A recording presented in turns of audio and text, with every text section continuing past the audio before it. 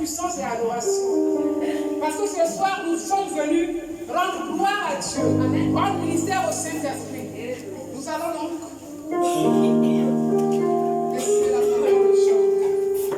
Pour que le Dieu de gloire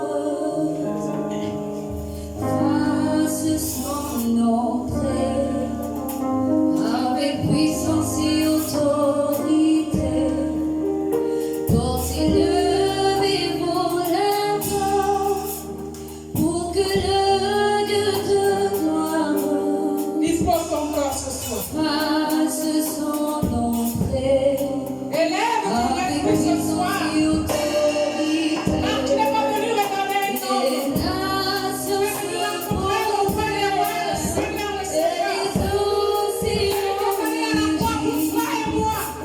quand il fait son entrée avec puissance et autorité. Oui, Dieu est là. Dieu est là. Oui, Dieu est là.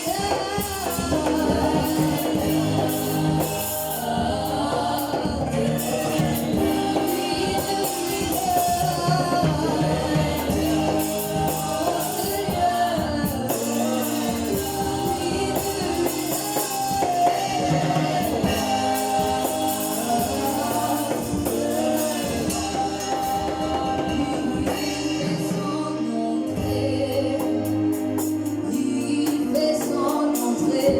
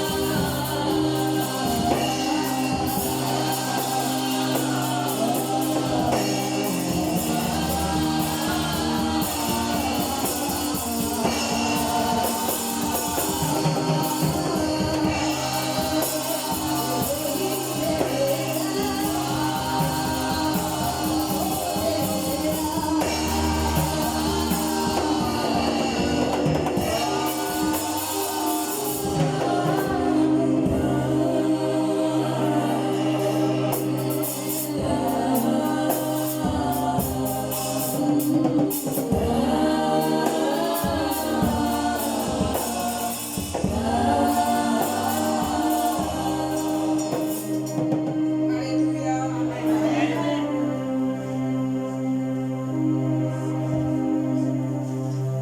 Pour ceux qui étaient là hier, ils connaissent de quoi nous allons parler ce soir. Et pour ceux qui n'étaient pas là hier, nous vous souhaitons encore la bienvenue. Et nous allons encore vous informer que ce séminaire a pour but de vous enseigner, de vous nourrir, pour que vous puissiez grandir. Le thème de ce séminaire est Jésus revient bientôt. Jésus revient bientôt. Jésus revient bientôt.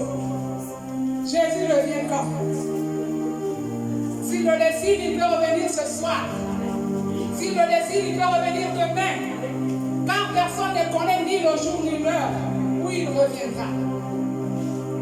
Pour ceux qui étaient là hier, le pasteur Hans a bien décortiqué. Il a parlé de l'histoire. Notre histoire avec le Seigneur, le commencement. Il a parlé du jardin d'Éden. De comment, dans le jardin d'Éden, notre relation s'est brisée avec Dieu. Il a encore parlé de comment, grâce au sacrifice de Jésus, nous nous sommes réconciliés avec Dieu. Oui, le sacrifice de Jésus a permis à Parce que nous puissions nous réconcilier avec Dieu. Parce que après l'acte que Adam et Ève ont posé dans le jardin d'Éden, il y a eu une fracture entre nous et Dieu. Et tellement que Dieu est amour, un papa qui aime ses enfants, un papa qui ne regarde pas nos faiblesses, un papa qui est conscient de qui nous sommes. Il a trouvé un chemin. Il a trouvé un chemin pour que nous puissions nous réconcilier avec Dieu. Et ce chemin, c'était le sacrifice sur la croix de notre Seigneur et Sauveur Jésus-Christ, qui est allé à la croix pour que nous puissions nous réconcilier avec lui. Bien encore, il a dit décortiquer les signes de la fin. Il a parlé des tremblements, de la famille, du refroidissement de la foi. En tout cas, il a parlé, il a décortiqué, il a tout dit. Et ce soir, le Saint-Esprit a choisi pour soutien la persévérance.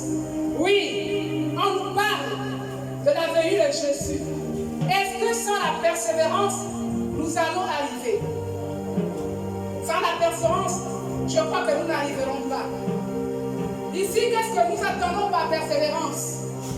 Je vais prendre un exemple terre à terre. Quand on parle de persévérance, on parle d'une personne qui attend sa promesse, peu importe le temps. C'est ça la persévérance, c'est attendre. Même si tu ne vois pas les résultats, mais tu es là, tu attends. C'est pourquoi ce soir, nous allons aller à la rencontre d'un homme. Un homme. Il est un papa pour moi. Il est peut-être un tonton pour toi. Je ne sais pas qui il est pour toi. Il est peut-être aussi un grand frère pour toi. Mais un exemple. Un homme qui a su surmonter les épreuves. Un homme qui n'est pas tombé malgré la persécution. Un homme qui a su persévérer grâce à sa foi. Ce soir, nous allons aller à la rencontre de tonton Job. D'aucuns diront que non, nous avons coutume d'écouter tonton Job. Mais ce soir, nous allons encore aller écouter tonton Job. Parce que c'était un exemple de persévérance. Il était un exemple de persévérance. Nous allons aller dans Job 1. Dans Genèse, dans Job 1. Job 1 au verset 1. Je lis la parole de Dieu. Dans Job 1 au verset 1. Il y avait dans le pays d'Uz un homme qui s'appelait Job. Et cet homme était intègre et droit. Il craignait Dieu et se détournait du mal. Il lui naquit 7 fils et 3 filles. Il possédait 7000 brebis, 3000 chameaux, 500 paires de bœufs, 500 ânesses et un grand nombre de serviteurs. Et cet homme était le plus considéré de tous les fils d'Orion. Ses fils allaient les uns chez les autres et donnaient tout à tout un festin. Ils invitaient leurs 3 sœurs à manger et à boire avec eux. Et quand les jours de festin étaient passés, Job appelait et sanctifiait ses fils. Il se levait de bon matin et offrait pour chacun d'eux un holocauste. Car Job disait, peut-être mes fils ont-ils péché et ont-ils offensé Dieu dans leur cœur. C'est ainsi que Job avait coutume d'agir. Or, les fils de Dieu vinrent un jour se présenter devant l'Éternel. Et Satan vint aussi au milieu d'eux. L'Éternel dit à Satan, d'où viens-tu? Et Satan répondit à l'Éternel, de parcourir la terre et de m'y promener. Et l'Éternel dit à Satan, as-tu remarqué mon serviteur Job? Il n'y a personne comme lui sur la terre. C'est un homme intègre et droit, craignant Dieu et se détournant du mal. Et Satan répondit à l'Éternel, est-ce une manière désintéressée que Job ne craint Dieu? Ne l'as-tu pas protégé, lui, sa maison et tout ce qui est à lui? Tu as béni l'œuvre de ses mains et ses troupeaux couvrent le pays. Mais étant ta main, touche à tout ce qui lui appartient et je suis sûr qu'il te maudit en face. L'Éternel dit à Satan, voici tout ce qui lui appartient. Je te le livre. Seulement, ne porte pas la main sur lui. Et Satan se retira devant la face de l'Éternel. Un jour, que les fils et les filles de Job mangeaient et buvaient du vin dans la maison de leur frère aîné, il arriva auprès de Job un messager qui dit, les bœufs labourés et les ânesses passaient à côté d'eux. Les Saméens se sont jetés dessus, les ont enlevés et ont passé les serviteurs au fil de l'épée. Et je me suis échappé moi seul pour t'en apporter la nouvelle. Il parlait encore lorsqu'un autre vint et dit, le feu de Dieu est tombé du ciel, embrasait les brebis et les serviteurs, et les a consumés. Et je me suis échappé moi seul pour t'en apporter la nouvelle. Il parlait encore lorsqu'un autre vint et dit, les Chaldéens formés en 3 bandes se sont jetés sur les chameaux, les ont enlevés et ont passé les serviteurs au fil de l'épée. Et je me suis échappé moi seul pour t'en apporter la nouvelle. Il parlait encore lorsqu'un autre vint et dit, tes fils et tes filles mangeaient, buvaient du vin dans la maison de leur frère aîné. Et voici un grand vent est venu de l'autre côté du désert et a frappé contre 4 coins de la maison. Elle s'est étranglée sur les jeunes gens. Ils sont morts et je me suis échappé moi seul pour t'en apporter la nouvelle. Alors Job se leva, déchira son manteau et se rasa la tête. Puis, se jetant par terre, et il se prosterna. Et il dit, je suis sorti nu du sein de ma mère, et nu je retournerai dans le sein de la terre. L'Éternel a donné, l'Éternel a ôté, que le nom de l'Éternel soit béni. En tout cela, Job ne pécha point et n'attribua rien d'injuste à Dieu. Alléluia. Amen. Est-ce qu'il y a un homme qui a autant de foi que Job?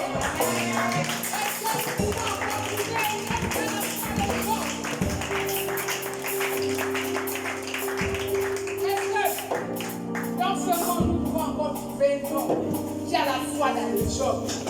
Un homme qui était comme toi et moi, qui est passé par les plus grandes persécutions. Ici, Job était un homme comme toi et moi, qui avait une famille, qui avait des biens, qui était respecté. Un homme intègre. La parole de Dieu nous rappelle ici que Job était un homme intègre. Un homme qui aimait son Dieu. Il aimait son Dieu sans intérêt, il faut le rappeler. Bien qu'il avait les biens, mais il aimait son Dieu sans intérêt. Nous voyons bien ici. Pourquoi d'abord avoir choisi le passage de Job?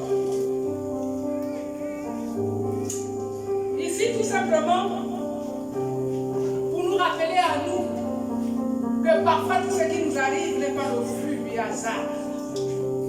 Parfois, ce sont les pièges préparés par Dieu pour éprouver notre foi.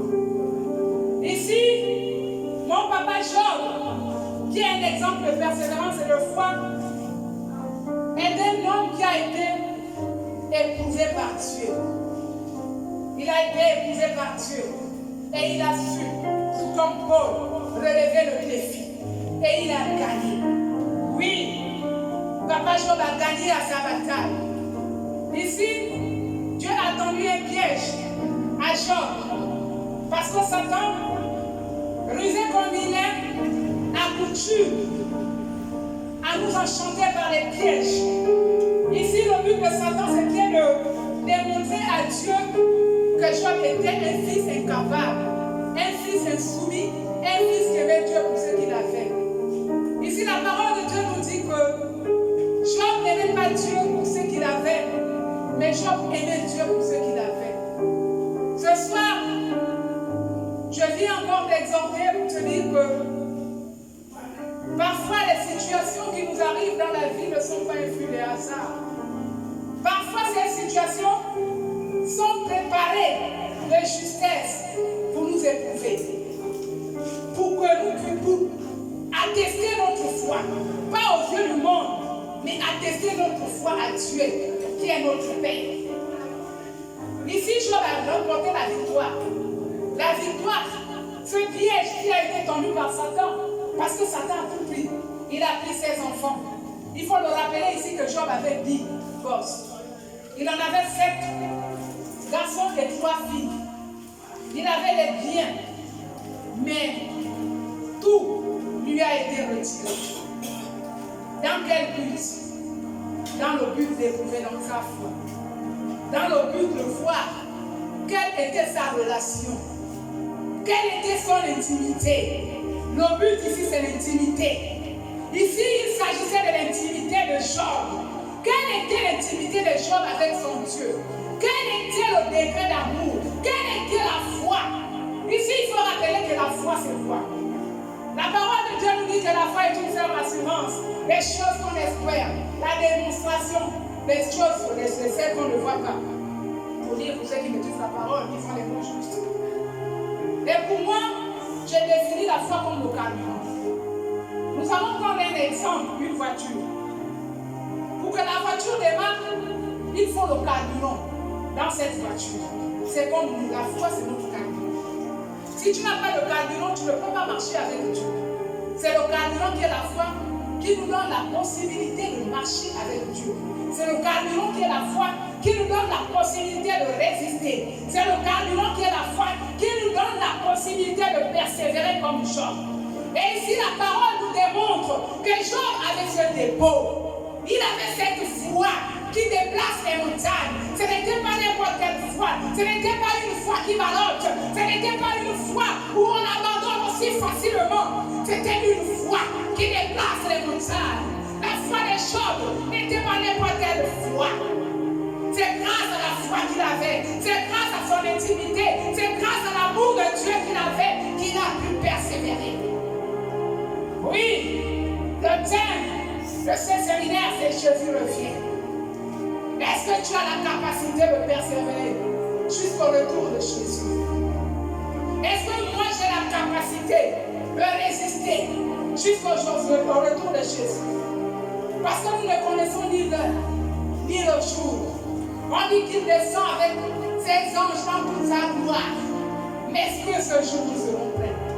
La question que nous devons nous poser ici tous, est-ce que ce jour nous serons prêts? Est-ce que ce jour nous serons toujours dans la présence de Dieu?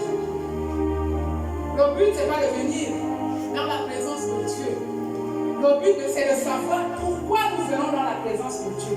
C'est ça la réelle question. Il ne suffit pas de venir ici, peut-être se balader, peut-être contempler les chants. Comme le pasteur Hans pouvait le dire hier, on revient à l'église pour les chants. Oui, tel chante bien. J'aime bien cette sœur. Mais est-ce que c'est ça le but? Quelle est la raison qui t'amène à l'église? Quelle est cette raison véritable qui t'amène à l'église? Quelle est cette raison véritable qui m'amène moi à l'église? Pourquoi? Est-ce que je viens perdre mon temps en venant à l'église? Ou est-ce que je viens gagner quelque chose? Et qu'est-ce que je gagne en venant à l'église? C'est ça la question. Qu'est-ce que nous gagnons en venant à l'église? Quel est le résultat? Quel résultat nous avons? D'aucuns diront la santé. D'aucuns diront parce que je viens chercher le mariage. Mais est-ce que c'est ça la réelle raison pour laquelle Dieu nous a envoyés dans cette vie? Oui, Dieu nous agrémente. Dieu nous donne ces agréments qui font en sorte que notre vie soit meilleure. Il permet que nous puissions nous marier. Il permet que nous puissions avoir des enfants. Mais quand Jésus revient, quelle est la chose la plus intéressante pour toi et moi? Jésus revient. Pour qui? Jésus revient pour toi et moi. Et pourquoi Jésus revient? Jésus revient pour juger l'Église. Pourquoi ce genre de prédication? On nous prêche. Ce genre de prédication, c'est pour que nous puissions être préparés. C'est pour que nous puissions prendre conscience. Ici, il est question de la conscience. Que toi et moi, nous puissions prendre conscience de là où toi et moi, nous allons avec Dieu. Ta conscience, quelle est ta conscience? Est-ce que nous sommes là pour jouer? Est-ce que nous sommes là réellement pour faire ce que Dieu nous demande? On dit, la parole de Dieu dit, cherchez premièrement le royaume des cieux. Est-ce que réellement, toi et moi, on cherche premièrement le royaume des cieux? Ou nous cherchons nos propres intérêts? C'est la question que chacun de nous doit répondre personnellement. Est-ce que moi, je cherche mon intérêt ou je cherche l'intérêt de Dieu? Est-ce que toi, tu cherches l'intérêt de Dieu ou tu cherches ton intérêt? Ce jour, quand il reviendra dans sa gloire, qu'est-ce que nous lui dirons? Et qu'est-ce qui fait que Jésus ne revienne pas maintenant? Mais c'est parce que tout le monde n'a pas encore entendu parler de Dieu. Dieu nous envoie travailler. Dieu veut que nous puissions travailler. Il faut que nous puissions travailler. Il voudrait que nous puissions aller dans les contrées les plus lointaines pour aller annoncer la parole de Dieu. Parce que quand il viendra, il ne voudrait pas qu'il y ait des saints qui diront: mais moi je n'avais pas entendu parler de toi. Dans la contrée dans laquelle j'étais, il n'y avait pas d'évangéliste. Dans la contrée dans laquelle j'étais, il n'y avait pas de chrétiens. Mais ce soir, Dieu t'envoie travailler. Parce que tu as une mission. Jésus revient pour qui? Jésus revient pour toi et moi. Ici, ce n'est pas un jeu. Ici, ce sont des affaires de grandes personnes. Parce que les enfants prennent les choses à la légère. Mais les grandes personnes prennent les choses avec beaucoup de responsabilité. Et ce soir, ma prière est que nous puissions être responsables. Responsables parce que ce n'est pas en vain qu'on vient nous prêcher ce type de message. Ce n'est pas en vain que le Saint-Esprit veut nous enseigner. Il veut nous enseigner. C'est parce qu'il a assez d'amour. Jésus t'aime. Jésus m'aime. Jésus nous aime. Il ne veut pas que nous puissions nous perdre. C'est pourquoi il veut qu'on nous prêche ce type de message. Mais est-ce que tu es prêt pour persévérer? Ici, la question, c'est la persévérance. Parce que si tu ne persévères pas, tu ne pourras pas rencontrer, tu ne pourras pas remporter la course. L'apôtre Paul dit qu'il a combattu le bon combat. Et les Écritures nous disent qu'il a remporté son prix. Parce que jusqu'à la fin, il n'a pas abandonné. De prison en prison, il avait cette espérance. De prison en prison, il persévérait. Parce que lui, il connaissait où il allait avec le Seigneur. Il savait qu'il n'était pas au service d'un homme. Il savait qu'il n'était pas au service d'une femme. Mais il savait qu'il était au service de Dieu. Nous connaissons ici l'histoire de l'apôtre Paul. Un homme qui a persécuté l'Église. Un homme qui a tué. Mais quand il a fait la rencontre de Jésus, il a changé de vision. Son regard avait changé. Il ne regardait plus le monde de la même façon. Il savait ce qu'il avait raté. Et il savait où il allait désormais avec le Seigneur. Quand on lit l'histoire de l'apôtre Paul, nous voyons combien de fois cet homme a été maltraité. Il a souffert. Vraiment, il a souffert. Mais il n'a pas abandonné. Les apôtres ont souffert, mais ils n'ont pas abandonné. Ils ont été sacrifiés. Ils sont morts de façon atroce. Mais ceux qui restaient n'abandonnaient pas. Mais pourquoi aujourd'hui nous abandonnons? Pourquoi aujourd'hui nous abandonnons? Pourquoi aujourd'hui nous n'avons pas assez de volonté de continuer? Pourquoi nous n'avons pas de volonté? Qu'est-ce qui nous empêche de persévérer? Qu'est-ce qui nous empêche de lutter pour nos promesses? Qu'est-ce qui nous empêche de nous battre pour la promesse? Parce que nous sommes dans cette vie, c'est pour accomplir les desseins de Dieu. Les desseins de Dieu sont plus utiles que nos desseins.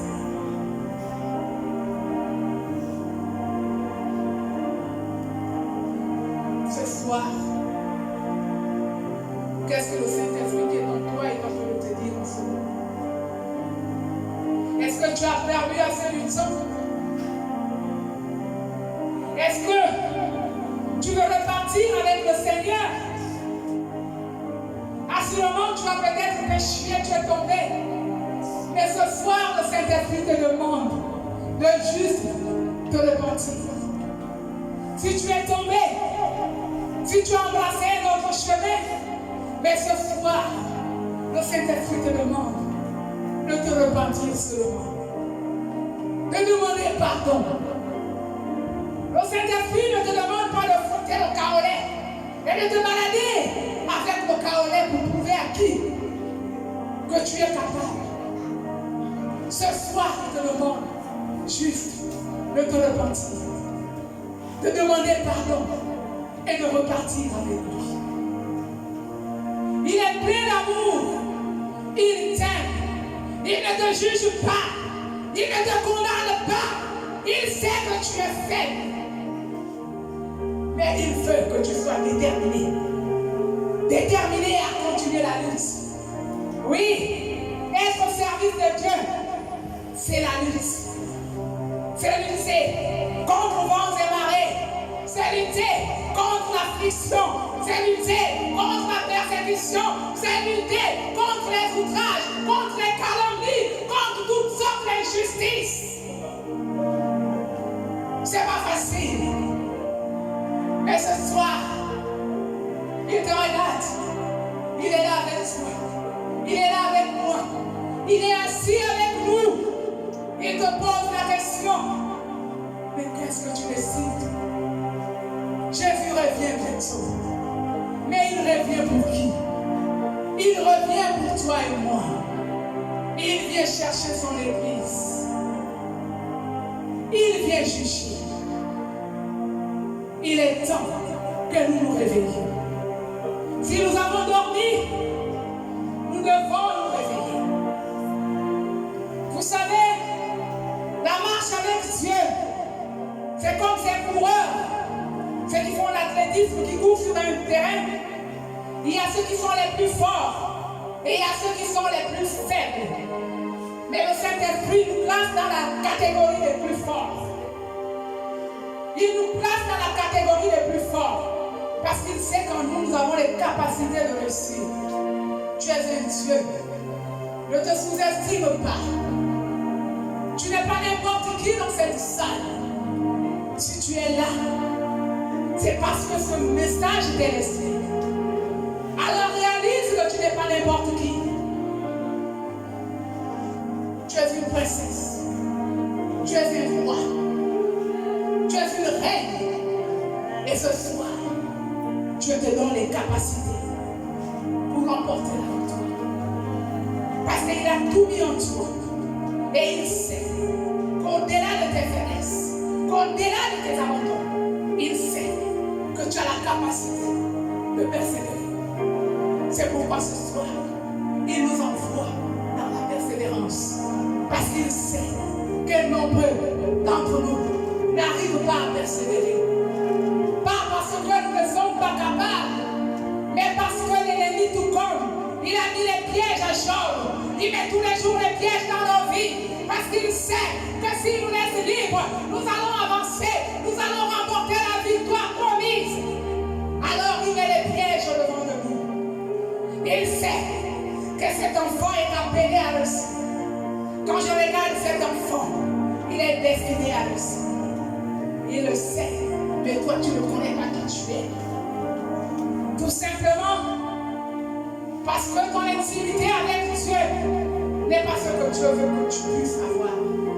Parce que tout simplement tu te sous-estimes toi-même. Le diable connaît qui tu es. Et en connaissant qui tu es, il mettra tout en œuvre pour que tu ne réussisses pas. Tout comme Job qui a passé le test et qui a dû remporter ce test haut la main. Parce que Dieu a voulu aussi tester la foi de Job. Tout simplement pour vous dire que parfois les problèmes qui vous arrivent, ce n'est pas la sorcellerie. Parfois les problèmes qui vous arrivent, ce ne sont pas l'essentiel. Mais tout simplement, Dieu veut t'éprouver. Dieu veut voir à quel niveau tu es avec lui.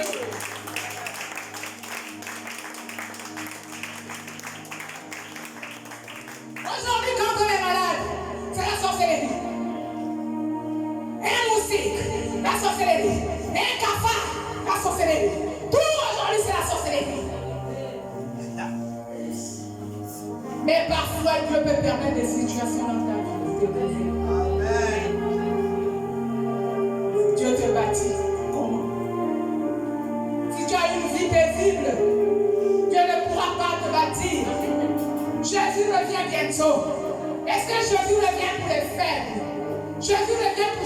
sauront persévérer. Jésus revient pour ceux qui vont garder la foi. Jésus ne revient pas pour n'importe qui.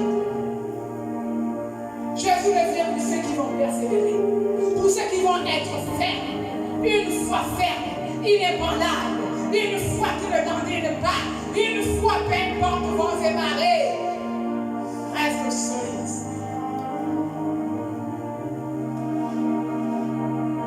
Nous venons à l'église parce que nous n'avons rien à faire dans nos maisons. Nous venons à l'église parce que nos voisinages connaissent chrétiens. On a honte d'aller en boîte de nuit. On a honte d'aller dans les bars.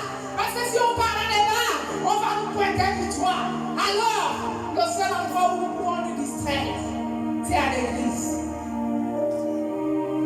Si tu as fait coutume de le faire, l'église n'est pas un lieu de distraction. L'église est un endroit où on vient travailler. L'église est le seul endroit où il n'y a pas de chômage. Tu veux travailler, on t'emploie. Si tu veux travailler, le Saint-Esprit t'emploie. Il n'y a pas de chômage. Ne viens pas te distraire à l'église. Parce que tu n'as rien à faire dans ta maison. Et que tu veuilles venir à l'église pour te distraire. L'église n'est pas un endroit de distraction. Nous allons encore aller dans les Écritures. Et nous allons encore lire un autre passage. Nous allons lire 2 Thessaloniciens 1, au verset 1 à 12.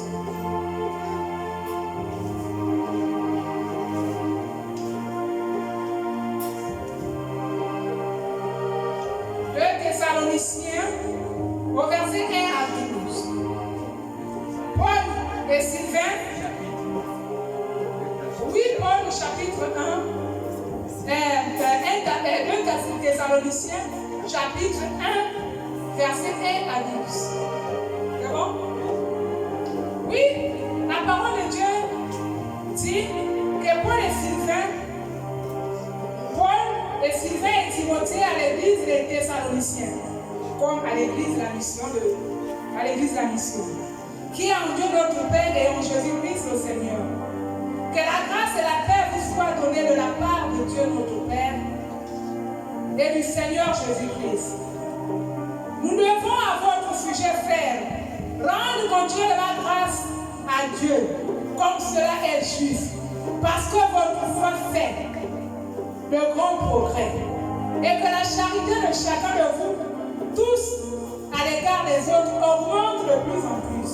Aussi nous glorifions-nous de vous dans l'église de Dieu à cause de votre persévérance et de votre foi, au milieu de toutes vos persécutions et des tribulations que vous avez à supporter. Alléluia. Amen. Ici, on parle encore de la persévérance. Voici des hommes dans une église, comme ici à l'église de la mission, que l'on félicite pour les progrès qu'ils ont faits, pour leur motivation, pour leur degré de la foi. Ces chrétiens de l'ancien temps étaient des chrétiens comme toi et moi, mais qui ont su le bien fondé d'être dans la présence de Dieu. Ils ont su l'importance d'être en Christ. Ils n'ont pas abandonné, peu importe la persécution. Le seul passage que je retiens ici, c'est le passage où on parle plus de persévérance. Ici, quand nous avons lu, on les félicite. On les félicite pour leur persévérance. Peu importe les tribulations, peu importe les moments difficiles qu'ils ont passés, mais ils ont persévéré. Ils n'ont pas abandonné. Ils n'ont pas abandonné. Ici, je prendrai un exemple terre à terre. Comme mon papa nous dit qu'il va aller à Ouila. Étant à Ouila, il y a des pasteurs qui restent ici. Et à chaque fois, peut-être ils vont s'écrire ou s'appeler. Et ces pasteurs vont rendre compte. Par exemple, le papa Gustave, du progrès. Des progrès que nous allons faire dans la maison du Seigneur. Et pour nous encourager, pasteur Gustave va nous écrire comme ils vont voir ici. Pour nous comme je le disais, pour que nous ne puissions pas baisser dans la foi. C'est un peu le passage biblique que nous avons ici. Ici, ces chrétiens sont encouragés parce qu'ils ont pu persévérer.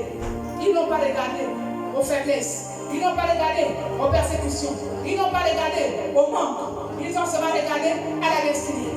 Ils ont été déterminés. Déterminés pourquoi? Parce qu'ils avaient une course à l'emporter. Tu ne peux pas aller à la bataille et que tu partes avec un moral de perdant. Quand tu pars, tu as ton fusil, tu as tout pour toi. Tu penses que tu vas emporter la victoire. Tu ne peux pas te lever comme en tête. Tu vas à la chasse, tu mets ton fusil et tu vas en perdant. Bon, je m'en vais. Si je gagne, tant mieux. Si je ne gagne pas, tant mieux. C'est cette attitude que Dieu ne veut pas dans sa présence. La présence des perdants. Les perdants. Le Saint-Esprit ne les aime pas, même s'il est amour. Le Saint-Esprit ne les aime pas. Ceux qui ne veulent pas persévérer. Ceux qui ne veulent pas maintenir leur foi. Parce que la foi s'entretient. L'homme de Dieu ici nous a vraiment clairement parlé. Bien qu'il a décortiqué de nom en âge. Il a passé en vue l'écriture. Il est allé dans les profondeurs de l'écriture. Il a fait ressortir le réma. Il nous a parlé. Il nous a parlé de l'intimité avec Dieu. Il a dit pour que nous puissions arriver à la fin des temps. Arriver à la fin des temps, il était question de détermination, de persévérance, de foi. Il a parlé de foi. C'est ta foi qui fait en sorte que tu puisses remporter la gloire. La foi, c'est ton carburant. La foi, c'est ton fusil. Tu mets la cartouche. C'est ça. C'est ça. La foi, c'est ça. Ton carburant. Une fois tu sens carburant, ne peut pas démarrer. Toi aussi, sans carburant, sans foi, tu ne pourras pas démarrer. Tu seras un chrétien vide. Et sans huile et sans effet. Comme on le dit dans le monde. Qui vient chauffer les bancs de l'église du cadeau. Pendant que Dieu est en train de chauffer, il y a peut-être un vrai chrétien qui a envie de venir, mais comme Dieu est assis à la même chaise là, il est obligé de se décourager. Change d'attitude. Change d'attitude. Change d'attitude. Change.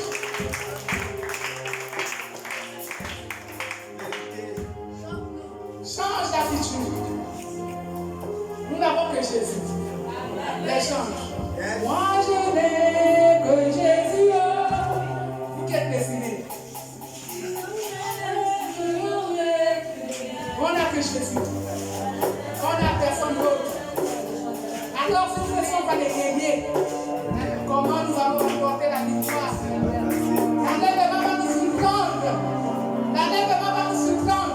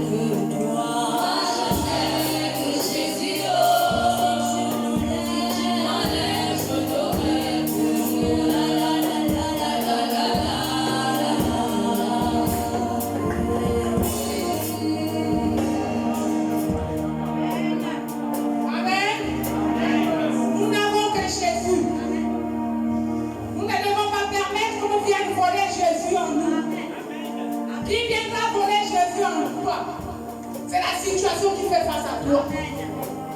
Qui fera en sorte que tu n'assistes pas à l'enlèvement. C'est la situation que l'ennemi envoie dans ta vie. Prépare-toi. Tu ne connais ni le jour, ni l'heure où il reviendra. Nous ne connaissons pas. Ici, quand on parle de l'enlèvement, les gens se disent que non, bon, je m'en vais et je dors. Non, la parole de Dieu nous dit, le même Jésus que nous avons vu monter, Donc, changeons notre façon de comprendre les Écritures. Quand on parle de l'enlèvement ici, ce n'est pas de ta mort. Oui, c'est vrai. On peut aussi interpréter de la même manière. Mais on dit que Jésus reviendra de la même manière que les disciples l'ont vu monter. Il reviendra. Nous le verrons avec nos yeux. Il nous jugera. Il sera assis sur son trône. Il va juger l'Église. La parole de Dieu dit, déclare que le jugement commencera par l'Église. Alors nous devons nous attirer à travailler. Nous ne devons pas dormir. Nous ne devons pas négliger. Nous ne devons pas blaguer. L'heure n'est pas à la blague. L'heure n'est pas au sommeil. Réveille-toi, toi qui dors. Jésus est à la porte. Il cogne. Jusqu'à quand nous allons être inconscients et dormir? Jusqu'à quand nous allons refuser? C'est pourquoi nous sommes dans cette vie. Pourquoi? Pose-toi un peu de questions. Est-ce que tu es seulement venu manger au manioc et au foufou? À un moment donné, tu as assez mangé. Mais c'est la seule chose que tu es venu faire.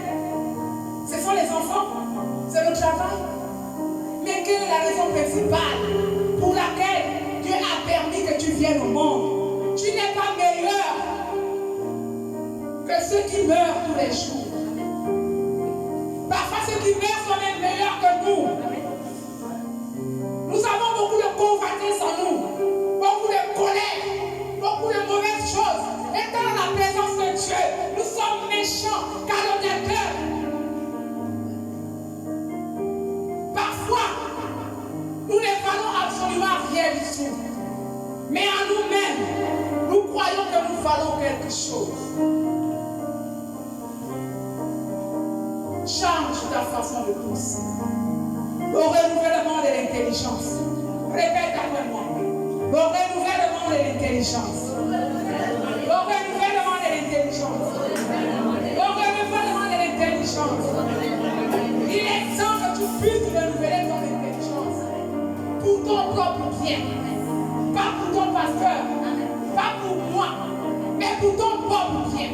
Ce jour, tu seras seul à rendre compte. Ton père ne sera pas là.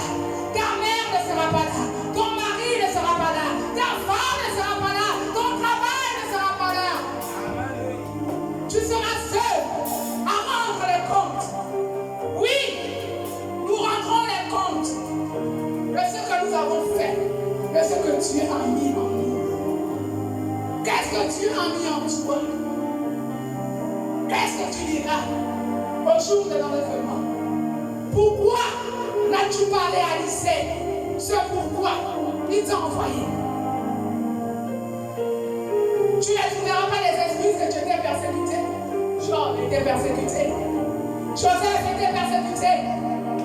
Abraham tombait, il se relevait. Tombait, il se relevait. Exemple de foi et de persévérance. David, 17 ans en fuite. Il n'a pas désespéré. Il a attendu 17 ans pour avoir sa couronne et la vie. Et pourtant, il avait les occasions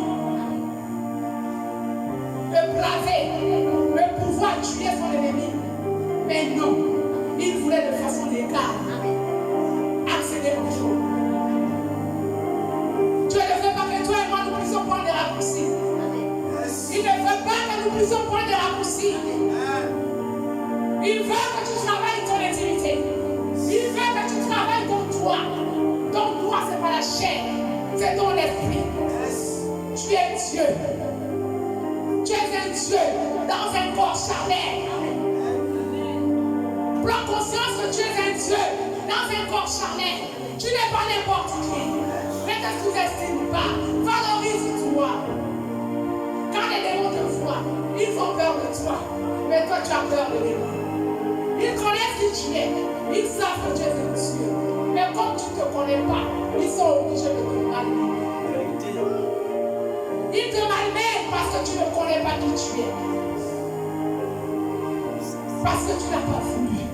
Et nous ne voulons pas être dignes Quand tu es intime avec ton mari, vous êtes fusionnel. L'intimité fait en sorte que tu sois fusionnel avec ton Dieu. Quand quelque chose va se passer dans ta vie, il vient te l'annoncer. Si tu n'es pas fusionnel ou tu n'es pas intime avec lui, il ne viendra absolument rien te dire. Et tu vas courir après les prophéties. Mais toi-même, tu as la prophétie en toi. Tu as la prophétie en toi. Tu es un prophète. Ce soir, il faudrait que tu saches que tu es un prophète. De la même manière que Dieu parle au grand prophète, au grand bishop, Dieu parle de la même façon à toi. Laisse accès. Laisse le Saint-Esprit travailler avec toi. Laisse le Saint-Esprit. Ne résiste pas. Et n'abandonne pas. Persévère. Persévère. Persévère. Enfin de l'emporter. Persévère. Cultive ta foi avec ton Dieu. Cultive ta foi avec Dieu. Cherche le réma. Tu le cherches, il se laissera trouver. Il se laissera trouver. Tous ceux qui l'ont cherché l'ont trouvé. C'est parce que nous voulons blaguer que nous ne le trouvons pas. C'est parce que nous croyons que Dieu est venu pour utiliser les autres. Et nous voulons être la queue. Personne n'est venu pour être la queue de quelqu'un. Nous sommes tous la tête. Le corps du Christ est la tête et non la queue. Le corps du Christ est la tête. Le corps du Christ est la tête et non la queue. Tu n'es pas la queue. Tu es la tête. À partir d'aujourd'hui, prends conscience du Dieu que tu es. Ah oui, moi je suis une reine. Je le dis avec fierté. Si je peux un peu planer, pourquoi pas? Ah? Je suis une reine. Mon Dieu atteste avec moi que je suis une reine. À chacun. C'est selon chacun. Moi je suis une reine, mon Dieu. Je suis sa fille préférée. Je suis sa fille préférée. Parce qu'il sait que même si je tombe, même si je pleure, mais avec humilité, je m'approche de mon Père. Papa, pardonne-moi. Tu connais mes faiblesses, mais aide-moi. C'est seulement ce que Dieu me demande. Et puis après, tu continues à travailler. Il sait que tu es fait de chair. Il sait que tu vas tomber. Lui-même, il le sait. Il te demande seulement de te repentir à chaque fois que tu es tombé. Il te demande d'aller dans l'avant, que tu puisses aller de l'avant. Il ne veut pas que tu puisses t'arrêter sur place. Il ne veut non plus que tu puisses reculer. Non. Malheur à celui qui met la main à la charrue. Malheur à ceux-là qui mettent la main à la charrue. Car au jour de l'avènement, Jésus revient bientôt. Au jour de l'avènement, nous aurons des comptes à rendre à Dieu. Nous qui avons abandonné, nous qui n'avons pas pu persévérer, nous qui n'avons pas cultivé la foi, nous qui avons cru que la présence de Dieu, c'est une boîte de vie où nous venons pour des rencontres charnelles. Parce qu'on est à la recherche d'un copain ou d'un mari. Parce qu'il faudrait qu'on fasse des beaux yeux à ce jeune monsieur. Nous rendrons les comptes. Nous qui rendrons la maison de Dieu sale. Nous rendrons les comptes à Dieu. Nous rendrons les comptes à Dieu. Nous qui croyons que la maison de Dieu est une maison de cochons, une maison de cabris, une maison de moutons. Nous rendons compte à Dieu. Nous rendons compte de ce que nous avons fait avec les dons et les talents. En chacun de nous, Dieu a mis des dispositions pour être capable à servir. Pas à nous servir. Le but, c'est de servir les autres. Le but, ce n'est pas de nous servir, mais c'est de servir les autres. Quand tu viens à la présence de Dieu, tu ne viens pas pour te servir. Tu viens pour servir les autres. Tu viens pour servir les autres. Jésus qui était Dieu, qui s'est humilié, qui a pris l'apparence d'un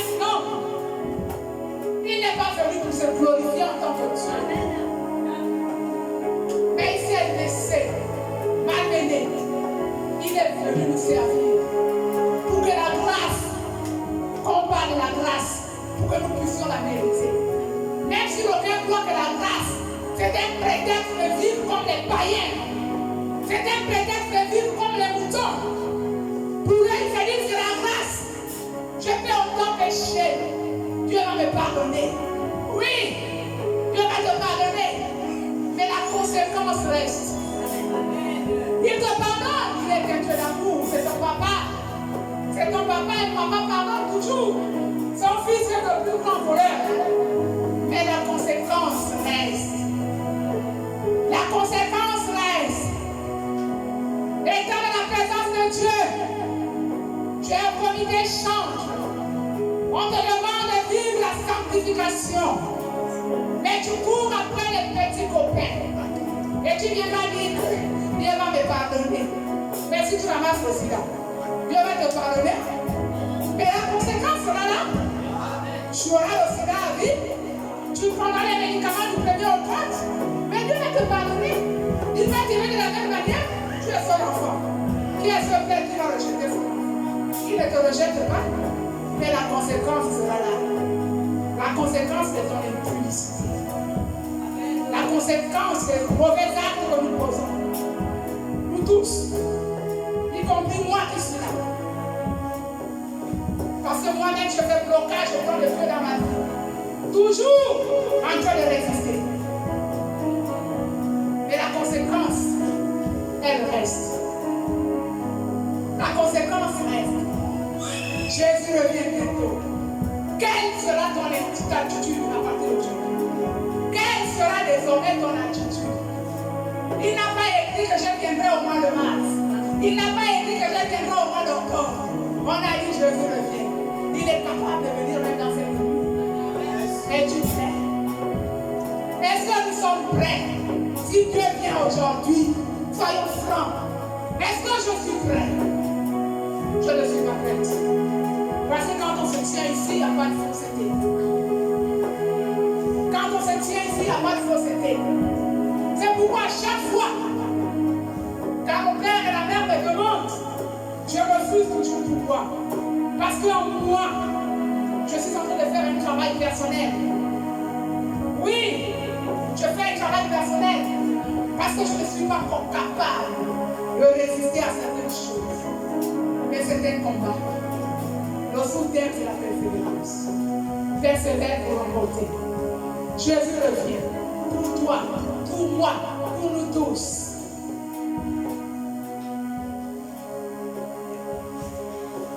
Et qu'est-ce que le diable fait en sorte que nous ne puissions pas persévérer?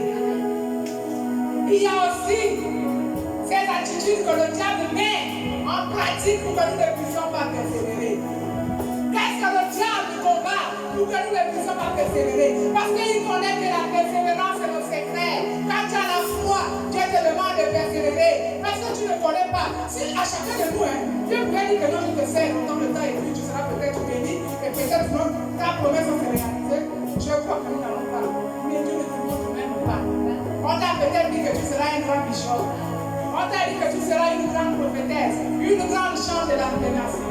Mais tu ne connais ni le temps ni l'heure. Mais qu'est-ce que le diable fait pour te décourager, toi et moi? Il est rusé cet homme-là. Qu'est-ce qu'il fait pour te décourager, toi et moi?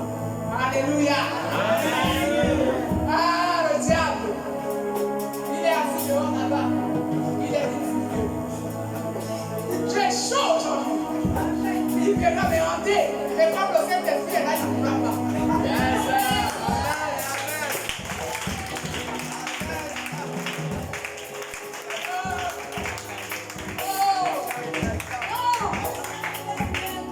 Là, il n'a pas compris ses enfants.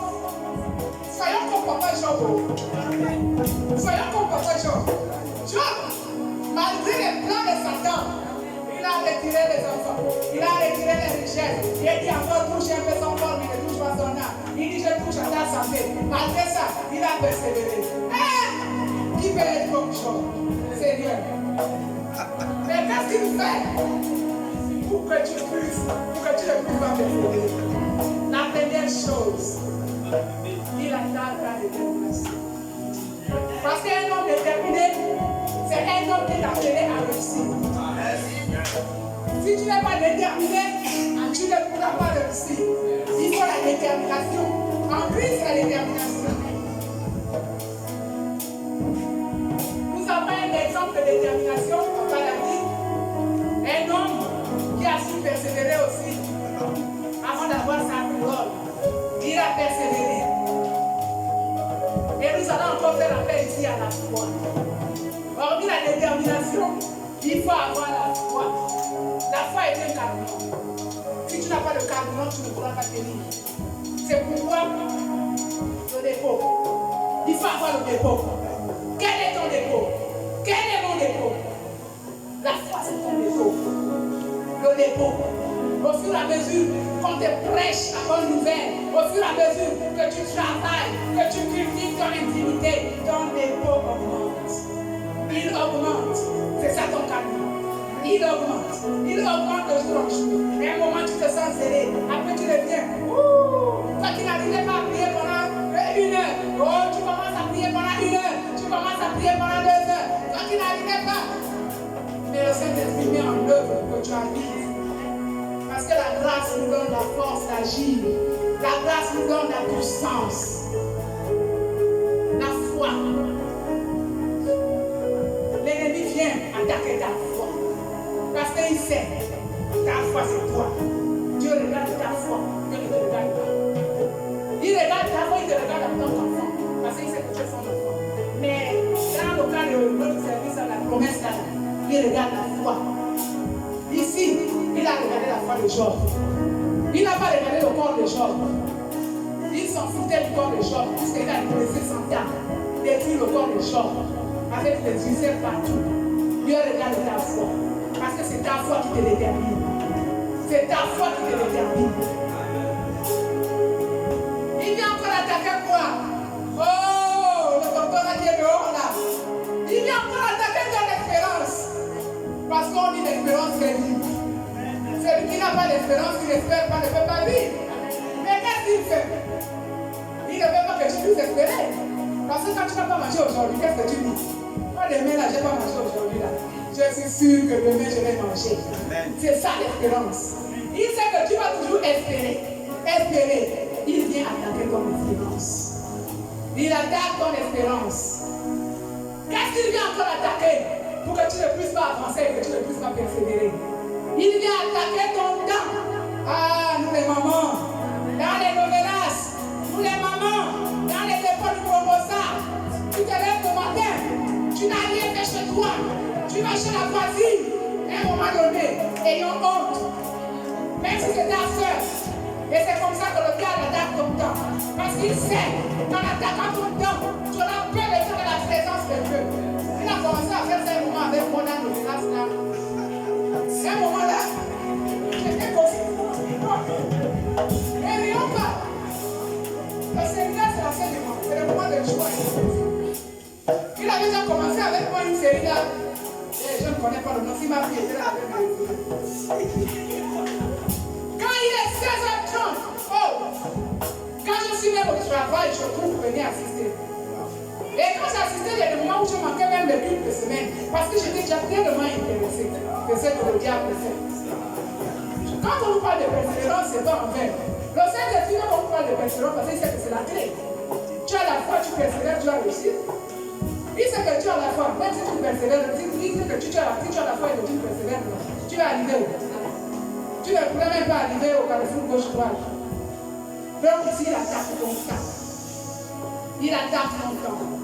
Les mamans, les papas, faisons attention à notre temps. Faisons attention à notre temps. Faisons attention à notre temps. Faisons attention à notre temps. Parce que l'ennemi utilise beaucoup notre temps pour nous dérouter. Il utilise beaucoup le temps des enfants de Dieu pour nous dérouter. Parce que l'ennemi connaît que les enfants de Dieu aiment la distraction. On aime aussi les bonnes choses. C'est dans les bonnes choses là qu'on rentre aussi. Nous les femmes.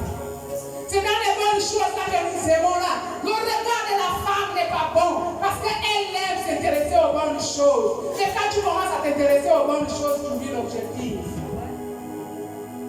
On a longtemps été sous-estimé. Le ministère de la femme a été combattu. Femme, réveillez-vous. À un moment donné. Hein? Parce que même dans le temps, quand on parle du temps là, c'est plus les femmes que le diable combat dans le temps. Hein? C'est plus les femmes. Il peut combattre les hommes, et les hommes aussi qui aiment l'obédience là. Ils ne vont pas pouvoir lever leur poids. Mais les hommes aussi aiment l'obédience. Viens au ballon. Le ballon. Tu vas passer toute une demi-journée pour aller jouer au ballon. Pendant que tu as peut-être un verset biblique à lire. Soyons usés. Dieu nous demande d'être usés. Dieu nous demande d'être usés.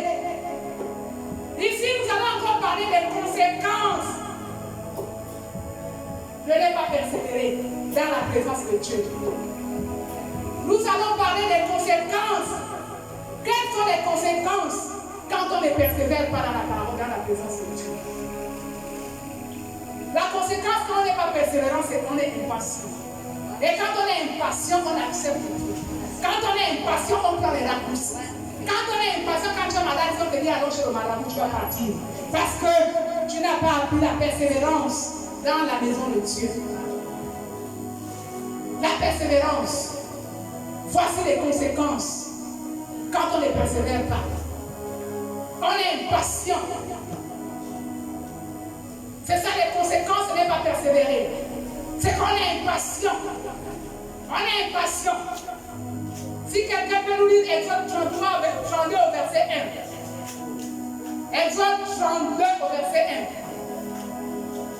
1. Exode 32 au verset 1. Voici les conséquences de ne pas persévérer dans la présence de Dieu. On est impatient. On va embrasser n'importe quel démon. Un chemin que tu as abandonné, tu es obligé d'aller l'embrasser parce que tu es impatient. L'impatience, nous les femmes, on est impatient à cause du mariage. Tu vas aller te laver les bains parce qu'on t'a dit que tu dois te marier. Qui t'a dit que si tu te maries pas, tu ne seras pas heureux aussi. Donc si tu sers ton Dieu là et que tu n'as pas le mari là, donc tu n'iras pas aussi. Tu vas aller prendre les raccourcis parce que tu veux te marier. Tu vas aller prendre les raccourcis parce que tu veux avoir des enfants. On va te donner un bébé fantôme qui viendra te dépenser des milliards à la maison parce que tu n'as pas été impatient. Voici les conséquences de ne pas persévérer. Ma fille dit. Il est dans Exode 33 verset 1. Le peuple voyant que Moïse tarda à descendre de la montagne, s'assembla autour d'Aaron et lui dit: Allons, fais-nous un Dieu qui marche devant nous, car ce Moïse, cet homme qui nous a fait sortir du pays d'Égypte, nous ne savons ce qu'il est devenu. Amen. Amen. Vous avez vu un peu Moïse. Amen. Oh, Lord, vraiment, Lord, bless Lord. Moïse qui a permis que ce peuple soit délivré du peuple d'Égypte. Le fait que Moïse aille à la montagne parler avec Dieu pour leur bien. Le fait qu'il a seulement duré, n'est même pas beaucoup duré. Je crois bien que c'est un mois qu'il avait fait. Combien? C'était comme un jour, hein? Mais un mois, oui, bon. Comme eux là-bas aussi, là, un jour, c'est un mois, je c'est différent. Oui! C'est comme ça chez eux là-bas. Hein? 40 jours. Un jour! 40 jours, hein? Ils ont. Non, vraiment, l'homme reste l'homme. Même si on est dans la présence de Dieu, faisons attention. C'est un jeune là qu'on parle. Lui, c'était dans la présence de Dieu. C'était des chrétiens comme nous. Faisons vraiment attention. L'impatience dans la présence de Dieu. Ils n'ont pas pu attendre Moïse. Ils n'ont pas pu attendre Moïse. Ils ont été impatients jusqu'à fabriquer un Dieu. Oh Jésus, l'impatience de l'homme tue l'homme. Mais à cause de cet acte, ils ont été impatients parce que Moïse durait. Je crois bien que la moitié de eux, ils sont morts. Ils sont morts parce qu'ils ont été impatients. Quand Quand Dieu nous demande d'être persévérants dans sa présence, ce n'est pas en vain. Parce qu'il sait que si nous sommes impatients, nous allons mourir. Nous allons mourir quand on est impatient. Parce que les patients vont aller te faire rencontrer n'importe quoi. Même les pasteurs de Dieu aujourd'hui, les pasteurs, il y a des pasteurs qui sont impatients, qui veulent briller, pas des raccourcis. Le nom, les titres. L'homme de Dieu a parlé hier ici des titres. Les titres vont nous emmener en enfer. Parce qu'à cause des titres, à cause de l'orgueil, on est obligé de prendre les raccourcis. Parce qu'on veut se faire valoir, parce qu'on veut se faire voir, parce qu'il faudrait que moi aussi j'ai une place dans la société. Mais qui a besoin de ta place dans la société? Est-ce que Dieu veut que tu sois le plus haut? Dieu veut tes utilité. Dieu veut les promesses qui sont dans ta vie qu'elles s'accomplissent. C'est ça le plus important. Cherchez premièrement le royaume des cieux. Dieu ne veut pas ton titre. Il ne veut pas ton titre. Le fait aussi d'être dans la présence de Dieu, on se plaint. Se plaindre. Se plaindre, nous les mamans. Je suis obligée de pointer du doigt aux mamans. Parce que nous les mamans, on aime se plaindre. Voici aussi. On se plaint. Ça rentre dans ceux qui sont impatients. Les conséquences d'être dans la présence de Dieu. Et on ne patiente pas. Et quand on n'arrive pas à patienter, on a l'amertume, les eaux de malade. L'amertume vient en nous. Et quand on devient amer, on devient un démon pour les autres. Quand on devient amer, on voit les ennemis partout, les démons partout. Le cafard démon, la souris démon, tout est démon. Quelqu'un n'a pas dit bonjour, démon. Quelqu'un n'a pas donné argent, démon. On voit les sorciers partout. C'est ça la conséquence. Parce que dans les temps de persévérance, Dieu t'enseigne. Dans les temps de persévérance, Dieu te bâtit. Il bâtit quoi? Il bâtit ton caractère. Parce que Dieu, ce qui est important ici, c'est ton caractère. Parce que si tu as un caractère transformé, alors tu as réussi dans la présence de Dieu. Le caractère, c'est le caractère qui va nous envoyer à rater l'enlèvement. Notre caractère. Parce que c'est le caractère. Brouillon là comme nous sommes là. On va rater l'enlèvement. Et quand on est impatient, on meurt spirituellement. Quelqu'un qui est impatient, c'est quelqu'un qui ne peut plus attendre ses promesses. C'est quelqu'un qui est découragé. Quelqu'un qui est impatient. Bon, j'ai entendu le mariage de ma vie. Là, je ne peux pas. Tu ne connais pas peut-être que ton mari lui a dit il vient à 60 ans. Qui t'a dit que le mois de 60 ans ne se marie pas? Oui, il faut regarder TikTok. Il y a les enfants de 60 ans qui se marient. Toi, tu as 40 ou 50 ans. Pour toi, tu dis non. Je suis impatient, je vais prendre le raccourci. Tu vas aller prendre un mari qui va te chauffer, taper le parce que tu n'as pas été impatient. Après, tu commences à mourir spirituellement. Chante. On parle beaucoup de chante dans les églises. Attendez la promesse de Dieu avec persévérance. On sait que le corps chauffe, que le corps demande. Mais à un moment donné, tu tires l'intimité avec Dieu. Tu verras que toutes ces pulsions vont mourir. Parce qu'on parle beaucoup de chants à travers le monde. Je ne vous accuse pas, nous sommes tous pareils. Mais chante. Nous les mamans, faisons attention. Et j'ai sélectionné quelques clés pour nous.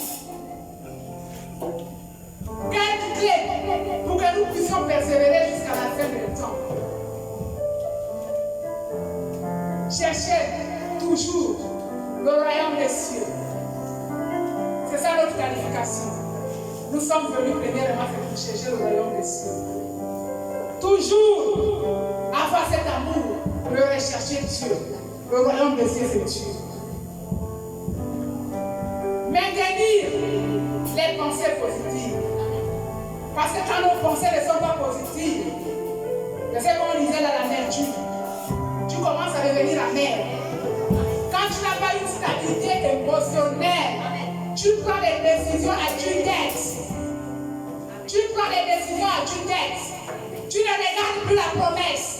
Tu ne regardes même plus le titre puisque tu es à l'église, peut-être tu es pasteur, peut-être tu es à l'intercession, peut-être tu es évangéliste. Mais comme la promesse t'a, tu ne peux plus persévérer. Le Saint-Esprit veut que tu persévères. Il faut maintenir des pensées positives. Les gens qui réussissent dans la vie, ce sont les gens qui ont des pensées positives. Mais pas qu'ils ne souffrent pas. Mais ils souffrent. Ils passent par les persécutions. Mais ils demeurent positifs. Un moment, tu te sens triste. Mais un moment, tu te laves. Et tu dis, je vais aller de l'avant. Parce que je ne peux pas être sur place. Tu es positif. Parce que quand tu es trop négatif, rien de bon ne peut venir sur la main.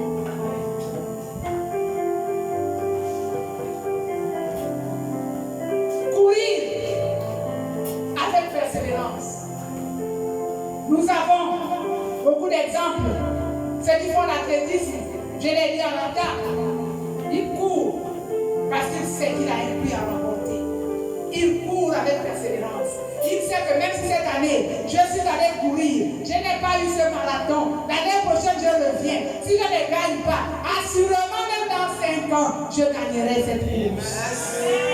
Il court avec persévérance.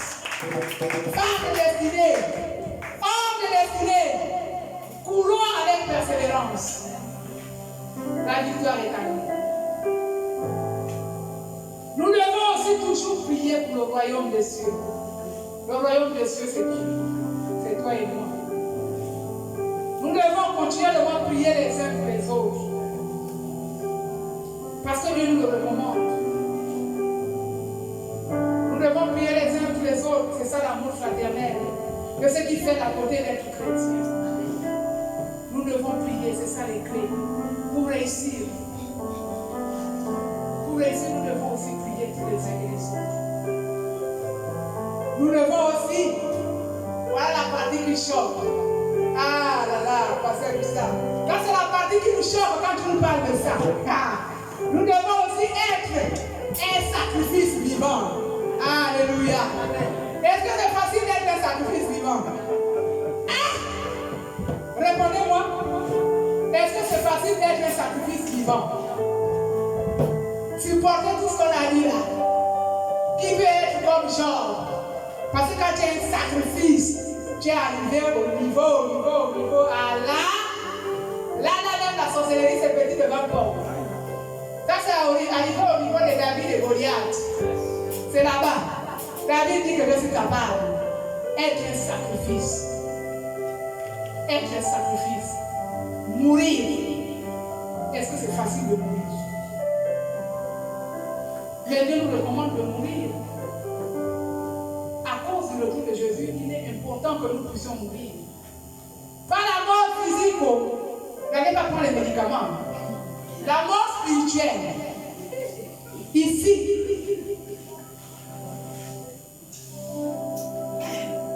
Nous devons nous dépouiller. Nous devons nous dépouiller de notre mauvais caractère. Nous devons nous dépouiller pour être un sacrifice. Il n'est pas facile d'être un sacrifice. Ce n'est pas du tout facile. La destinée, c'est une longue marche. La destinée, c'est les pleurs. La destinée, oh Jésus, aide-nous. Est-ce que nous allons arriver? Oh Jésus, comment être un sacrifice? Ce soir, chacun de nous doit aller poser au Saint-Esprit. Saint-Esprit, comment être un sacrifice? Comment tu peux être un sacrifice? Comment je peux être un sacrifice? Parce que moi, personnellement, je ne suis pas encore totalement morte. Dieu veut que nous soyons comme les morts. Un mort quand il est couché là. Crash, shoot, balance, il ne dit rien. Est-ce que c'est facile d'être un sacrifice? Est-ce que c'est facile d'être un exemple pour les autres? Est-ce que c'est facile d'être un sacrifice? Pasteur Gustave, Toi qui es notre aîné dans la foi, est-ce que c'est facile? Est-ce que tu as déjà atteint la course? Est-ce que tu as déjà remporté? Ou tout comme Paul, pasteur Gustave, tu cours encore? Parce que nous, on est en train d'apprendre encore à courir. Nous, on apprend seulement à vos marques, prêts. Donc, nous, on est en train d'apprendre un tout petit peu. Mais quand on va apprendre à courir, Jésus donne la force de mourir. Ma prière ce soir est que nous puissions mourir. Et ce soir, avant de terminer, il y a un geste fort que je vais faire. Parce que le plus hier, le Saint-Esprit veut que nous puissions prier pour une maman. Un exemple de persévérance. Cette maman, chaque fois qu'il y a des réunions, qu'il y ait la pluie, qu'il y ait le soleil, cette maman est là. Elle a beaucoup de force par rapport au jeu. Mais ce soir, le Saint-Esprit veut que nous puissions encourager cette maman. Ce soir, le Saint-Esprit veut que nous puissions motiver cette maman. Pour qu'elle ne baisse pas les bras. Je ne sais pas pourquoi le Saint-Esprit a mis à cœur que nous prions pour cette maman. Je ne connais pas comment elle s'appelle. Je ne connais même pas là où elle habite. Je ne la connais pas. C'est quand je viens aux réunions que je vois cette maman. Mais le plus fier, le Saint-Esprit a mis à cœur que toute l'assemblée puisse prier pour cette maman. Parce que c'était un exemple de persévérance. Maman, viens. On va prier.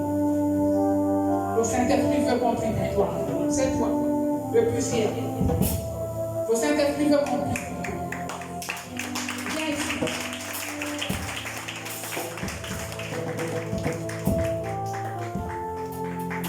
Nous allons étendre nos mains et nous allons déclarer les paroles sur cette maman qui est un exemple de persévérance.